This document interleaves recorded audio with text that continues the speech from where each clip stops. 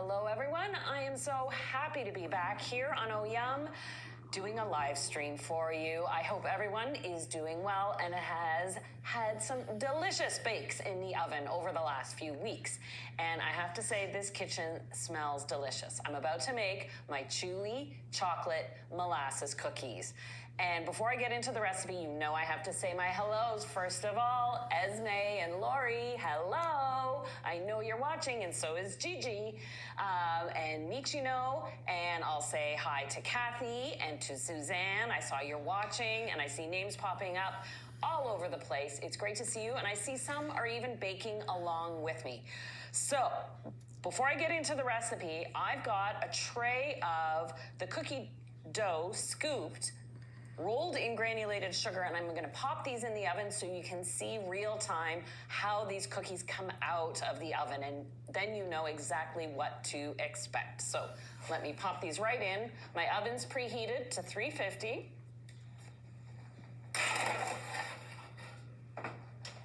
And I'll set the timer for 10 minutes. These cookies take between 10 and 12 minutes, so I'll check at the 10-minute mark. And just as a recap, these are my chewy chocolate ginger molasses cookies. And it's like a molasses cookie.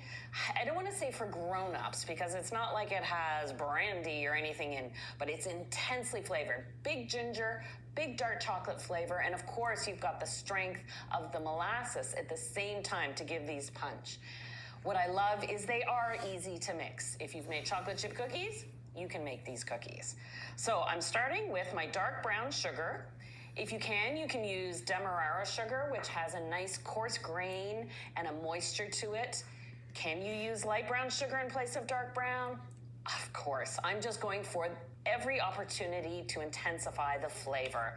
And I see people writing from all over the place. A tip for baking cookies, Angel, preheat your oven. Definitely. It's amazing what a big difference. If your oven doesn't have at least 15 minutes to preheat, what difference that can make in the end result of your cookies.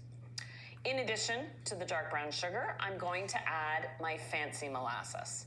Now, typically in grocery stores in North America, you can buy two types of molasses, fancy and blackstrap. Fancy is milder and less bitter. Blackstrap is so intense, it would actually make these cookies unpalatable. And you can buy, a lot of the major brands of molasses are unsulfured molasses, so you get a nice, clean, sweet taste from it. And if I can answer a question that I know I'm going to see popping up here is, because molasses is a common North American ingredient, if you're joining me from other countries around the world, you may not have access to molasses. You can use honey in place of molasses. It's got a similar texture, it lacks the bitterness, and it is a bit sweeter. So I would pull back on your measurement. So where this recipe calls for 87 grams of molasses, pull it back to more like 75, 80 if you're using honey. Another option is to measure that same amount of brown sugar, but you need to add a little moisture to it. So you're adding more brown sugar to the recipe. Add a tablespoon of warm water to liquefy that brown sugar. That will add more moisture to your cookie recipe. I've already melted my butter. So unlike some chocolate chip cookie recipes, mine included, that you start by creaming your butter and sugar together, I melt my butter and then I let it cool just a little bit. So this is still warm, but it's not hot off the stove. And I'll give this a little whisk just to combine everything. The sugar won't dissolve into the butter, not until I start adding the other ingredients. And I see greetings from everywhere. Oh, we've got Bada Bing back from Staten Island. That is awesome. And Manuel, you've been watching the Sugar Days. That was a little while ago. And I've noticed sweater sets are back. I think sugar, I started taping in 2002. I was wearing a lot of outfits like this, and they are back in fashion. This is not from 2 decades ago. All right, now that I've got my melted butter, sugar, and molasses stirred up, I'm going to add ginger. So I really like to give these cookies a great intensity of ginger. So I use a combination of both fresh and dried ginger in my cookie recipe. So I'm going to grate about a tablespoon. Basically, if you cut an inch or 2.5 centimeter cube of fresh ginger and grate that in, that is plenty. This takes a little while with these graters, but I like it because you get all the juice and the pulp, but not those threads in your cookies. Here's Amy with the flow forecast. Like the weather, your flow changes daily, and so should your Tampax size. Heavy downpours coming in, size up. But if it hurts to remove, size down. And only Tampax has 5 sizes for your change. Oh, I love seeing all these notes from people coming in as I'm grating my ginger. Oh, the ginger smells so good with the molasses before. Oh, wait, I'm probably smelling the ones in the oven are dying. Genius. All right, it's been a while since I've done the live streams. Oh, Bonnie, I forgot to say hi. You'll be getting some of these cookies very, very soon, won't you? Now, just as a note, this cookie dough recipe, because I melt the butter, I like to chill the dough after it's fully mixed. So make sure you plan that bit of time into your cookie making preparations. I say 2 hours in the recipe is ideal. If you cheat a little bit or maybe pop them in the freezer and let them go for 45 minutes to an hour, then you can get them in the oven. But the idea is I don't want the cookies to be too flat. If I bake them right after mixing the dough, the cookies come out too flat. I want these to have a little bit of structure to them. Okay, that is definitely the fresh ginger I smell. And I'll break in my single egg at the same time. And this recipe does relate very closely to a traditional ginger molasses cookie that is very, very chewy. And so if you don't want to add any chocolate element, you can simply leave it out. And the cocoa powder that I add to the batter itself, replace with all-purpose flour, leave out the chocolate chips, and you will end up with that classic flat, chewy ginger molasses cookie. So now that this is all combined, I'm done with my whisk. I knew I'd end up with molasses everywhere. Now I'll grab my sifter, and I'm going to sift my dry ingredients in. And I know we've had this conversation before. Sift, not sift. Most of my recipes I call for sifting because it's a good habit. Good habits aren't something we always follow, but whenever I work with icing sugar or cocoa powder in a batter or mixture, I always sift. So I'll start with my all-purpose flour, and now I've got my cocoa powder, and the reason I call for Dutch process as ideal is not because of any chemical reaction with other ingredients. If you see Dutch process cocoa powder called for in a cake recipe, you need to use it because Dutch processed cocoa powder has had its acidity removed from it, so it reacts differently with your baking powder and baking soda in a cake, and it can really change the way your cake bakes. It may dome, not dome. It also intensifies the color and makes the flavor a little more robust but also milder at the same time, so you get more of a chocolatey punch from your cocoa powder. So that's why I do prefer it in this cookie recipe. Is it essential? Will the cookies be ruined if you're just using conventional cocoa powder? Not at all. I am adding baking soda and some fine salt and my spices, a combination of cinnamon, and this is where I add the addition of a teaspoon of ground ginger. So you've got the fresh ginger for that sort of real front of the mouth pop when you bite into the cookies. It kind of cuts the sweetness of the cookie. But then you've got that warmth of the ground ginger with the cinnamon in the back. And because I don't want my sifter dropping into my bowl, I'm going to add my little bit of nutmeg in a moment. Get that out of the way. So I've got whole nutmeg. You could simply measure it. If you've got it pre-ground, and I'll grind it. I've just got a little dry spot on my zester here. I'm looking for about half a teaspoon. Now, I should let you know, I first came up with this recipe. It was just one of those moments in time. You know when you eat something delicious and that memory sticks with you for so long? Well, one time I was working in Toronto. I was caught in between place A and place B. I'd been walking a lot. I was famished and I knew I needed a coffee. So I walked into a coffee shop and they were baking these cookies off. This combination, the smell of the chocolate baking with the ginger was driving me crazy. And I know I was really hungry, but it was such a fulfilling cookie that I went on a quest to recreate that recipe. I don't even remember the name of the coffee shop, honestly, but the cookie and its memory lives on in this recipe for you. So I do hope you enjoy it. I'm just gonna take a peek at the oven. Oh, look at that, just under a minute. I'm gonna stir carefully here just so I don't end up with cocoa powder all over the new sweater set. And Heidi's asking, actually, I saw two questions. Lori, I think it was, asked about using black cocoa in place of regular or Dutch process here. Black cocoa is a bit of a tricky ingredient. It has a lower fat content. In fact, one of the lowest fat contents in the family of cocoa powder. And so it behaves very differently in your baking. I know we think of cocoa powder as dry, so we don't think of it as having a fat content, but it does. And so this is where the black cocoa, I don't even know how they treat it to make it that intense. But I find it ends up making my baked goods a bit drier or more crumbly. So you have to be aware of that and compensate with adding a little extra fat. And then Heidi, you were asking about, no, you're not a fan of ginger. You can eliminate from this recipe. I would add an extra half a teaspoon of cinnamon just so you get a nice robust flavor, but you can eliminate the ginger. I just want to show you these cookies at the 10-minute mark.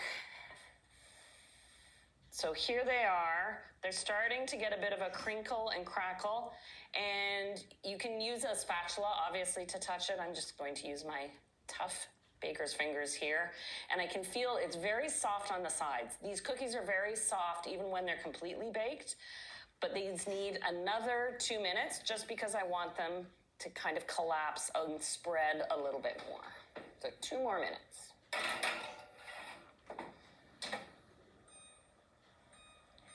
And just as a tip, you saw me pull those cookies from the oven and show them to you. It doesn't compromise the end cookie. If that was an angel food cake, that's a different story. But something like a cookie, if you pull it out and let it cool and you find they're not done enough, you can pop them back in the oven for a minute or two. Try not to let them cool completely, because then your ingredients like your baking soda, they've done their business. They're done. But if they're still quite warm and you realize you want to pop them back in, just go ahead and do it. So chat as I stir away here. Katie's asking, I love getting these questions. Can I make them gluten-free? I think this recipe would adapt very, very well to gluten-free baking. Cocoa holds a lot of moisture to it. You've got a lot of butter in this recipe, plus the molasses this is a fun term, it's hygroscopic. That means not hydro, it sounds like it should be hydro, but the word is actually hygroscopic. It holds moisture to itself, and that's why the molasses cookies are always so moist in the center and so super chewy. And so to use your favorite gluten-free baking blend in place of the all-purpose flour would be absolutely fine. Okay, the last addition, because I really want to amp up that chocolate intensity, is some chocolate chips. Now, I like using couverture. These are baking chips. So if you wanted to use couverture blocks of chocolate and chop it and add chocolate chunks, and I like using the dark chocolate. Like I said, I want the intensity of chocolate in this cookie. If you want something on the milder side, of course, milk chocolate chips or milk chocolate chunks would work just fine, or you could leave them out. But I find the chips give the cookie a little bit of body, so it's just not like your everyday molasses cookie. And now I'll stir those in to make sure they're fully combined. Oh, and there's the 2-minute mark. I'll just bring those cookies over to show you. And it is my habit, whenever I do a drop cookie, a scooped cookie like this, I like to give the pan a little smack. Not critical to the recipe like my oatmeal. when I want to feel my most powerful. It starts with Venus, with 5. But, and I love how they sink in. You got a nice little crackle. I can smell the chocolate. So you can imagine the chewiness of a molasses cookie, but yet that density like a chocolate brownie. That's what this cookie is like. It's like molasses cookie meets perfect chocolate brownie. So I'm gonna set these aside to cool. Are you chuckling, Michael? Because I'm a little bit excited about these cookies. I'm so happy to have so many batches on hand. So as I mentioned, speaking of, if I were to try and scoop these cookies now, you can see the batter's quite soft. So first off, it would be very difficult and very, very messy to work with, but the cookies would bake far too flat. So what I like to do is chill these. And Michael, if I could get your help, I would excitedly made another batch of cookies. Thank you. Now this is the half recipe because I baked a dozen cookies off. So if you're wondering, oh, the batter shrinks when it chills? No, it doesn't. Of course not. And I've got some granulated sugar here. There we go. Danielle from Grimsby bought a copy of Baking Wisdom. That's my latest cookbook. If you're interested, you can find it at your favorite booksellers in-store or online. And so I'm just using a small portion scoop. This is about just over 2 tablespoons, 2.5 tablespoons. But you can use 2 scoops. And if I want to make these cookies ahead and freeze them, what I do is I chill the dough just for a couple hours, just until they're easy to scoop. And then I portion them and I freeze them like this. So I don't do anything else. I pack these into a container and then you can pull them out, thaw them, and then roll them in sugar when it's time to bake them. So while I scoop and roll in granulated sugar, and if you're doing regular molasses cookies, just to recap, if you want to take this chewy chocolate ginger molasses cookie recipe and take the chocolate out, replace the cocoa powder measurement with the same amount of flour, and leave the chocolate chips out, and you've got a delicious molasses cookie. Oh, sorry. My voice is cutting out. I hope that's not a universal problem. Sorry to hear that, Hansa. Oh, Cherry, there you are. Nice to see you signing in. And Ira is asking a great question about the difference between using melted butter or brown butter, the two are a little different, versus softened butter in recipes. It really comes down to a combination of the way it bakes and the texture of the end cookie. So the brown butter obviously adds a toastiness and a nuttiness to it. It also slightly concentrates the fat content because some of the milk solids will evaporate when you're browning the butter in the pan, where if you were using softened butter, it would end up in, or regular melted butter, it would end up in the cookie batter itself. So that's one difference. Melted butter, it's a matter of how those ingredients meld when they bake. So I find, just like this recipe, if I'm making chocolate chip cookies with melted butter instead of softened butter, I find they bake up really flat. And so letting the dough, there's really a common appreciation to letting cookie doughs chill for a little bit before you bake them, all types. And so I find using melted butter and chilling the dough has absolutely no difference to a recipe versus starting with room temperature unsalted butter and then not chilling the dough. The actual thickness of the cookie is the same. So if it's easier to mix using the melted butter, then I say go for it. Ooh, Tammy, I love your idea of adding candied ginger. If you really are a ginger fan, then you've got the fresh and the dried and the candied. Oh, this would absolutely sparkle. And if you really want to add a little more heat, how about a 1/4 teaspoon of ground black pepper when you're adding your spices? That would really take it to the next level. Okay, and Rob is our awesome channel manager, that he has fixed some of the video choppiness. So hopefully that's helping. along, but I am almost wrapping up here. So don't go away because you want to see these cookies. Let me just finish. I can't leave a tray unfinished here. So rich, so indulgent. It's new Olay body wash.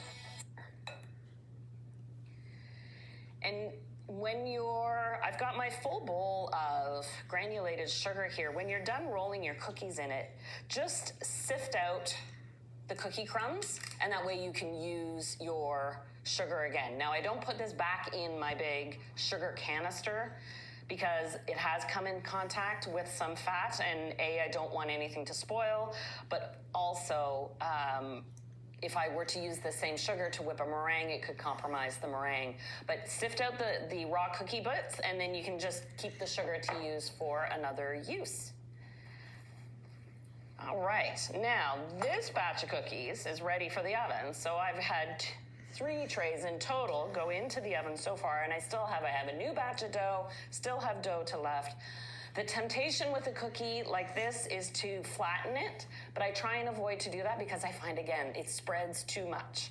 So I just let this go in the oven. It's preheated to 350. It bakes for 10 to 12 minutes, and you want to cool them on the tray. And these now should be about done. Let me set my timer.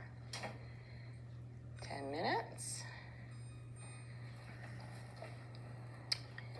Grab a lifter, make sure, oh yes, of course I have a little chocolate on my hands.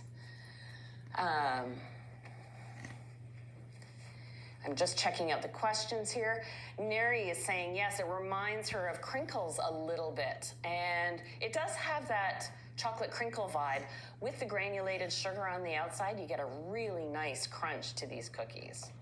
I'm gonna keep this tray on the rack. They're still a little bit warm, but I have a platter already baked. And as you can see, they look exactly like the picture that is on the thumbnail. So remember, you can go back to this recipe, watch it again. The full recipe, I always include the full recipe below every video so you know what to look forward to. And in addition to another live stream, same time next week, I have a new series that has just started launching on the channel, and we have a new episode that drops this Thursday. So every other Thursday, we've got a recipe from my new series called Anna's Spring Favorites. So gearing up to the warm weather, colorful, lighter textured, but of course with lots of tips and techniques, recipes that you can count on. And I'm excited to say that Thursday's recipe for Spring Favorites, cannelé from Bordeaux. So this is a classic French preparation. Not complicated, but it's all in the details. And I know you can make it, just like I know you can make these cookies. They're just starting to set now. Oh, and I didn't complete my thought, did I, about why I like to use couverture chocolate chips in my cookies. That's because couverture chocolate, unlike the chocolate chips you buy in a bag, which are designed to set and hold their shape when they bake, and then they solidify quite quickly. Couverture chocolate, once it becomes melted into something like a cake or a cookie batter, stays soft. So the chocolate chips stay fluid for hours, but even when they set up after a day, they're a lot softer than that snap of a tempered chocolate bar. That is quite a mass of cookies that Bonnie down the street is about to get. I'm waiting for her to post with clapping hands any second. She knows they are coming. Oh, Ira, another good question. Kathy, I love your enthusiasm.